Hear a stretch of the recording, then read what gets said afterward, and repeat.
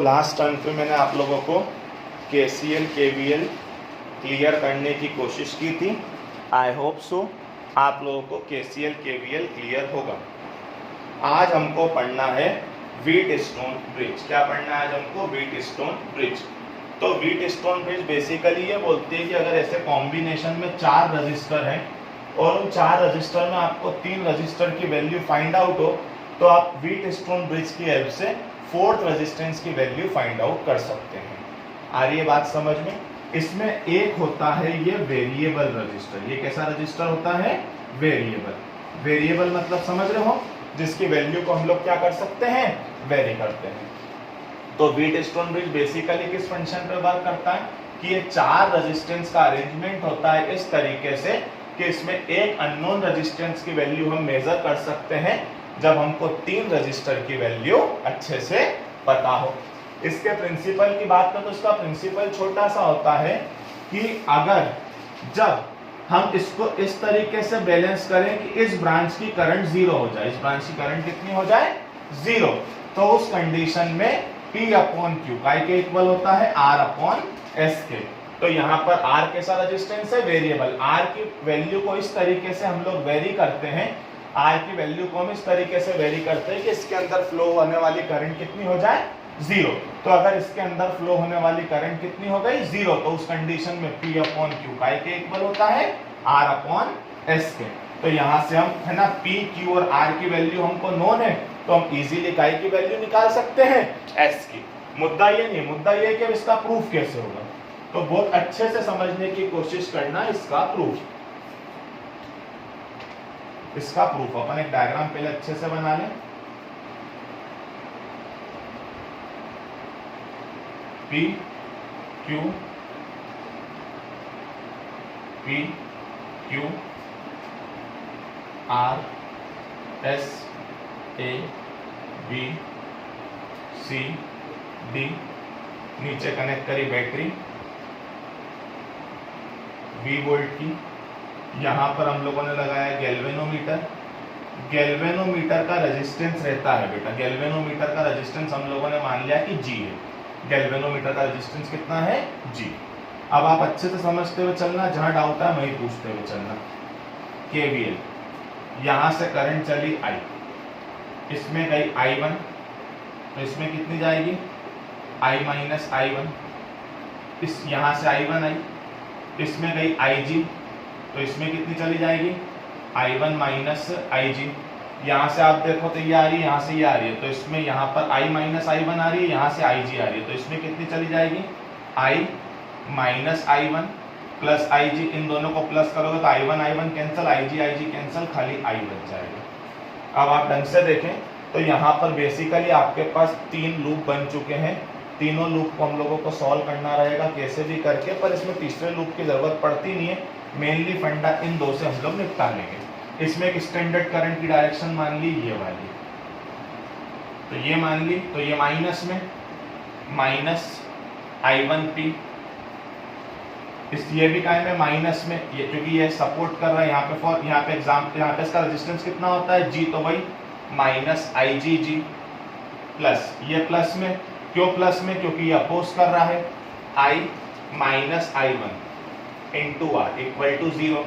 वही बात की अगर बैलेंस कंडीशन में है तो Ig काय के बराबर होगा? 0। Ig काय के बराबर होगा? 0 के। तो Ig अगर 0 के बराबर होगा तो ये वाली वैल्यू कितनी हो जाएगी? 0, मतलब minus I1P plus I minus I1 into R equal to 0।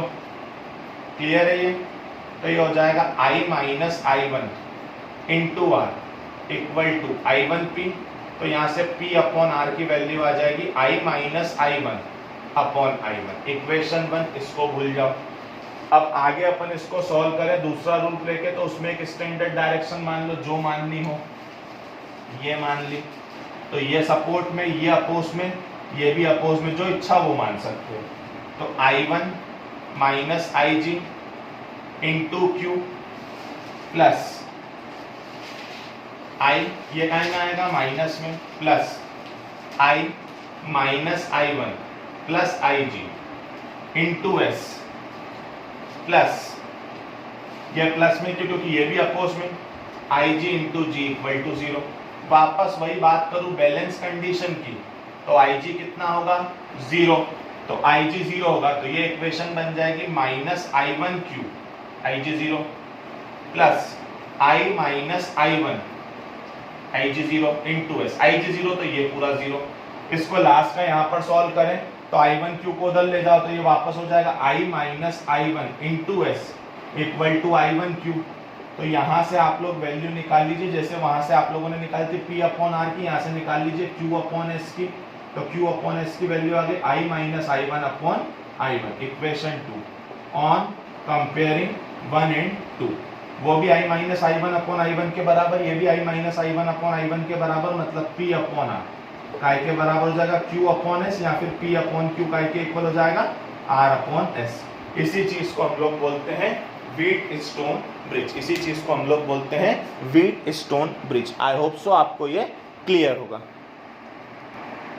बहुत आराम से समझने की कोशिश करना। मीटर ब्रिज ये एक्चुअली थ्योरी से ज़्यादा प्रैक्टिकल पॉइंट ऑफ व्यू से इंपॉर्टेंट रहता है। 2 प्रैक्टिकल्स हैं इसके। ये एक्चुअली व्हीट स्टोन ब्रिज का प्रैक्टिकल एप्लीकेशन है।